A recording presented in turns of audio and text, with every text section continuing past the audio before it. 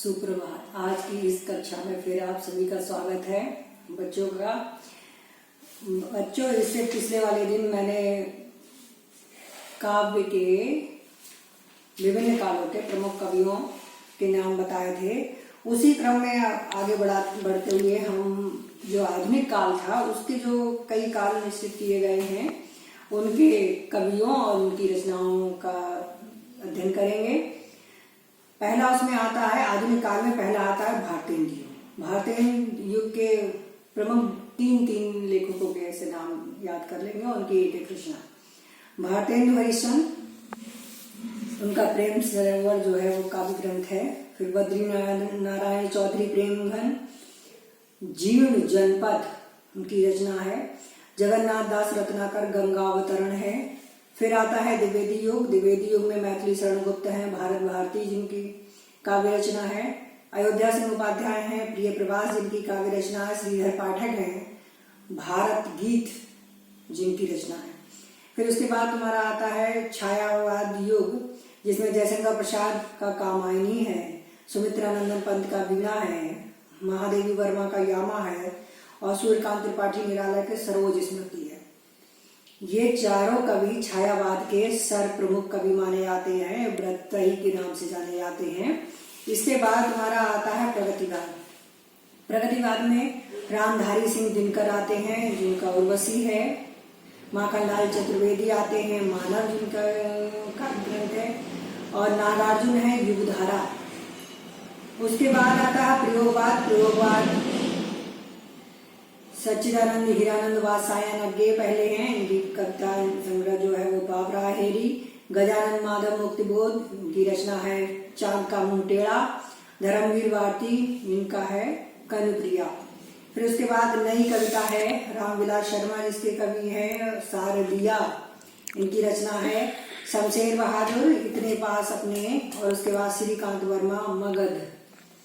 ये सारे कवि और इनकी रचनाओं के जो भी नाम है वह नीचे फोटो में डाल दूंगी, आप लोग नोट कर लेना।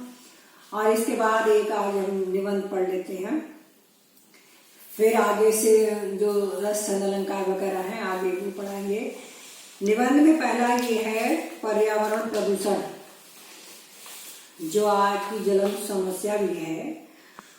ये और नामों से और शीर्षकों से भी आ सकता है, जैसे पर्यावरण और प्रदूषण, बढ़ता प्रदूषण और पर्यावरण, पर्यावरण संरक्षण का महत्व, असंतुलित पर्यावरण प्राकृतिक आपदाओं का कारण जो इस समय बना हुआ है, विश्व परिदृश्य में पर्यावरण प्रदूषण, धरती की रक्षा, पर्यावरण सुरक्षा, पर्यावरण प्रदूषण कारण और निवारण, पर्यावरण संतुलन।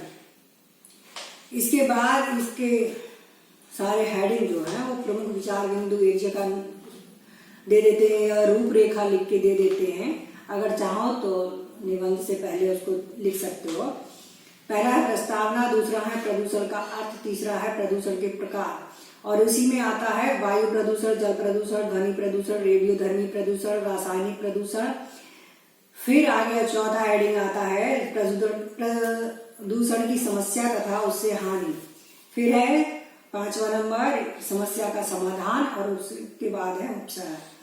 बच्चों, हर निबंध का पहला जो हेडिंग होता है वो प्रस्तावना होता है और आखिरी जो है वो उपसंहार होता है। इंग्लिश में भी ऐसा ही होता है, पहले हम किसी को इंट्रोडक्शन और उसके बाद में कंक्लूजन। तो पहला इसमें है प्रस्तावना। तो प्रस्तावना में पर्यावरण है क्या इसके बारे में जानेंगे। जैसे परि माने होता है चारों तरफ, और आवरण माने होता है कवर, उसको ढकने वाला। तो जो चारों तरफ से हमें कवर किए हुए है, चारों तरफ से हमें घेरे हुए हैं, वो पर्यावरण कहलाता है। हम जो हमें चारों ओर से परिवर्तित किए वही हमारा पर्यावरण है। इस पर्यावरण के प्रति जागरूकता आज की प्रमुख आवश्यकता है, क्योंकि ये प्रदूषित हो रहा है। प्रदूषण की समस्या प्राचीन एवं मध्यकालीन भारत के लिए अज्ञात थी। ये वर्तमान युग की औद्योगिक प्रगति एवं शस्त्रास्त्रों के निर्माण के फलस्वरूप उत्पन्न हुई है। आज इसने हमें संकट में डाल दिया है। मानव जीवन मुख्यतः स्वच्छ वायु और जल पर निर्भर है, किंतु यदि यही दोनों चीजें दूषित हो जाएंगी तो फिर मानव जीवन के साथ साथ जो हमारे पशु पक्षी है उनके लिए भी खतरा है। इसलिए इस भयंकर समस्या पर विचार करना और उसके निराकरण के बारे में जानना ये हमारे लिए बहुत जरूरी है। ध्वनि प्रदूषण पर अपने विचार व्यक्त करते हुए नोबेल पुरस्कार विजेता रॉबर्ट कोच ने कहा था, एक दिन ऐसा आएगा जब मनुष्य को स्वास्थ्य के सबसे बड़े शत्रु के रूप में निर्दयी शोर से संघर्ष करना पड़ेगा। लगता है कि वह दुखद दिन अब आ ही गया है। फिर है प्रदूषण का अर्थ। प्रदूषण का अर्थ है कि हमारा वातावरण जब स्वच्छ होता है तो उसमें हर चीज की, हर घटक की निश्चित मात्रा होती है। जैसे हमारे वायुमंडल में कितनी ऑक्सीजन होनी चाहिए, कितनी नाइट्रोजन होनी चाहिए, कितनी कार्बन डाइऑक्साइड होनी चाहिए। विभिन्न कारणों से अगर उनमें से कोई भी घटक बढ़ता या घटता है तो वो हमारे लिए जो है वो समस्या पैदा करता है। इसीलिए इसी तरह जल में भी है। जल में वैसे तो जल तो स्वच्छ ही होता है, लेकिन अगर उसमें हम लोग किसी भी तरह की गंदगी घोल देते हैं या कारखानों से निकलने वाला कचरा डाल देते हैं या जो सीवर लाइन है उनको छोड़ दिया जाता है, उससे जो है वो जल प्रदूषित हो जाता है। तो ये, या बेवजह वाहनों का आवागमन, बेवजह शोर शराबा, लाउड स्पीकर, इन चीजों से जो है हमारा वातावरण प्रदूषित होता है। तो अब आता है तुम्हारा प्रदूषण का प्रकार। प्रदूषण का प्रकार है वायु प्रदूषण, जल प्रदूषण, ध्वनि प्रदूषण, रेडियोधर्मी प्रदूषण और रासायनिक प्रदूषण। ये 4-5 तरह के, इसमें 5 तरह के जो है प्रदूषणों के बारे में चर्चा की गई है। सबसे जरूरी जो है वो वायु हमारे लिए होती है, क्योंकि सांस के लिए बिना हम ज्यादा देर तक नहीं, पानी 1-2 दिन रह सकते हैं बिना, लेकिन सांस लिए बिना नहीं रह सकते। तो सबसे ज्यादा हमारे लिए जरूरी जो है वो शुद्ध वायु है। वायुमंडल में विशेष अनुपात होता है हर गैस का, और यही प्रक्रिया को पूरा करने के लिए जो जब पहले हमारे यहाँ पेड़ पौधे ज्यादा थे तो मानव लोग कम थे, तो हम लोग चूंकि कार्बन डाइऑक्साइड छोड़ते हैं सांस द्वारा और ऑक्सीजन लेते हैं, पेड़ इसका उल्टा करते हैं, वो ऑक्सीजन छोड़ते हैं, कार्बन डाइऑक्साइड लेते हैं। तो जब पेड़ ज्यादा थे और संख्या सीमित थी तो उस समय इसका संतुलन बिल्कुल सही था। लेकिन अब क्या है, पेड़ काटे जा रहे हैं और जनसंख्या जो है वो लगातार तेजी से बढ़ रही है, तो इसका जो संतुलन है वो बहुत तेजी से बिगड़ रहा है। तो इसीलिए क्या है, जंगल साफ कर दिए गए हैं, उनमें से जंगली जानवर निकल गए हैं, या हानिकारक गैसें जो हैं और छोटे छोटे उसमें जलने वाली चीजों के द्वारा, या वैसे कोयला है, तेल है, धातु कड़े हैं, कारखानों की चिमनियां हैं, इनके धुआं जो है वो सब हवा में मिल जाते हैं, जो प्राचीन इमारतों, वस्त्रों, धातुओं तथा मनुष्यों के फेफड़ों के लिए अत्यंत घातक है। जो भी सांस से संबंधित रोग होता है या जो भी फेफड़ों से संबंधित होता है रोग, वो वायु प्रदूषण के ही कारण होते हैं। इसके बाद आपका आता है जल प्रदूषण। जीवन का अनिवार्य स्रोत वायु के बाद जो है प्रथम आवश्यकता हमारी जल ही होती है, जल को ही जीवन कहा जाता है। तो जल का शुद्ध होना भी बहुत जरूरी है। नदियां जो हमारी निकल रही हैं पहाड़ों से एकदम साफ सुथरी होती है, लेकिन बीच बीच में जहाँ कारखानों का उनमें गंदगी छोड़ दी जाती है, या आदमी मेले वगैरह लगते हैं, जो तीर्थ स्थान है वहां पर लोग नहाते हैं, उसमें तरह तरह की गंदगी डाल देते हैं, तो इससे जो है या मनुष्यों की लाशों तक को प्रवाहित कर दिया जाता है। तो इन चीजों से जो है वो जल प्रदूषित हो जाता है, और पेट से संबंधित जितने भी रोग होते हैं, हैजा है, पेचिस है, इस तरह के जो भी रोग होते हैं वो हमें प्रदूषित जल के ही कारण होते हैं। और जल प्रदूषण को बढ़ाने में बड़े बड़े शहरों का बड़ा हाथ है, जैसे कानपुर है, आगरा है, मुंबई है, अलीगढ़ है। ऐसे ही ज्यादा जो कल कारखाने वाली जगह है जो अपनी सारी गंदगी जो है वो जल में छोड़ देते हैं और उसको प्रदूषित कर देते हैं। इसके बाद है ध्वनि प्रदूषण। ध्वनि प्रदूषण आज की नई समस्या है। मोटर कार, ट्रैक्टर, जेट विमान, कारखानों के सायरन, मशीनें, लाउड स्पीकर आदि का ध्वनि संतुलित को बिगाड़कर ध्वनि प्रदूषण कर रहे हैं। तेज ध्वनि से हमारी श्रवण शक्ति का जो है वो ह्रास होता है, मतलब कम होती है। ऐसे एक उदाहरण द्वारा इसको बहुत अच्छी तरह समझ सकते हैं। जिस घर में सब लोग ज्यादा जोर से बोलते हैं तो उन लोगों की सुनने की शक्ति भी कम हो जाती है, फिर उनको धीरे वाली चीजें जो है वो सुनाई नहीं देती है। ऐसे ही ज्यादा ध्वनि जब हमारे कानों के आसपास रहती है तो हमारी श्रवण शक्ति जो है वो कम होती है और हमारी मानसिक बीमारियां जो है वो उससे उत्पन्न होती हैं।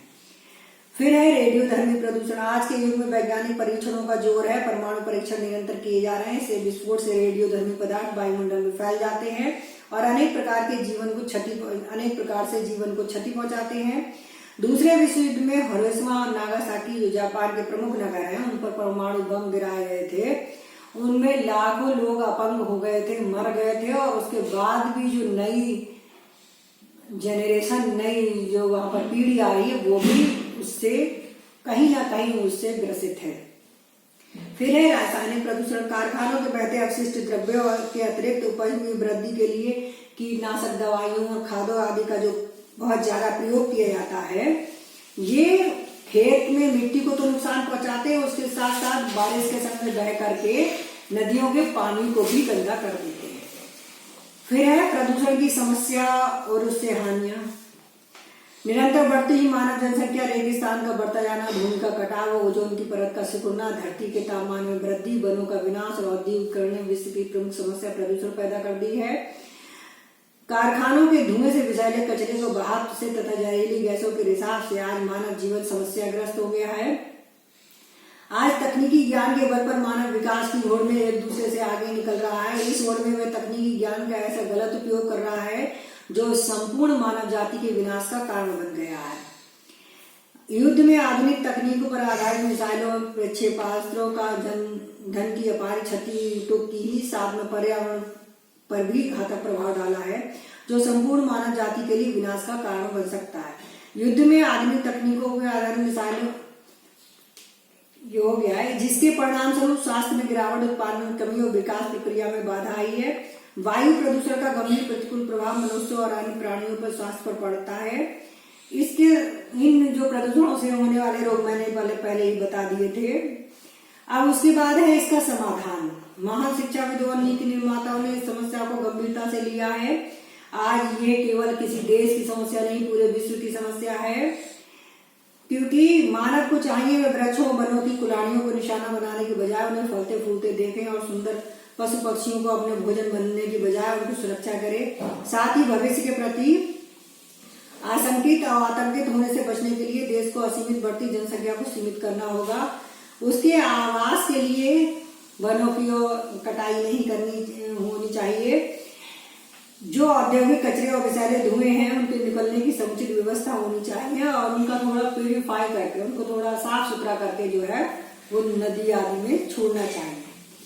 और केवल सरकार ही विभिन्न नियम, कायदे या कानून बना करके इनको साफ सुथरा नहीं कर सकती, जन सामान्य का सहयोग जो है वो उसमें बहुत अधिक आवश्यक है। इसके बाद हमारा उपसंहार आता है पर्यावरण में होने वाले प्रदूषण को रोकने व उससे समुचित संरक्षण के लिए विश्व की एक नई चेतना उत्पन्न हुई है। हम सभी का उत्तरदायित्व है कि हम इस प्रदूषण को रोकें और इनसे खतरों से इनको सबको सचेत करें। वनों की अनियंत्रित कटाई को रोकें, साथ ही ज्यादा से ज्यादा पेड़ लगाएं और जल में, नदियों में कोई भी गंदगी प्रवाहित ना करें। हम जो पर्यावरण दिवस आदि बनाते हैं उनको बनाने का केवल कारण यही नहीं है कि बना दिया और उनको छुट्टी पाई है, उसको अपने जीवन में उतारना हमारे लिए महत्वपूर्ण है। हम ये संकल्प लें कि जीवन में आने वाले प्रत्येक शुभ अवसर पर कम से कम ये वृक्ष लगाएंगे। निश्चित ही हम प्रदूषण के दुष्परिणामों से बच सकेंगे और आने वाली पीढ़ी को भी उनकी काली छाया से बचाने में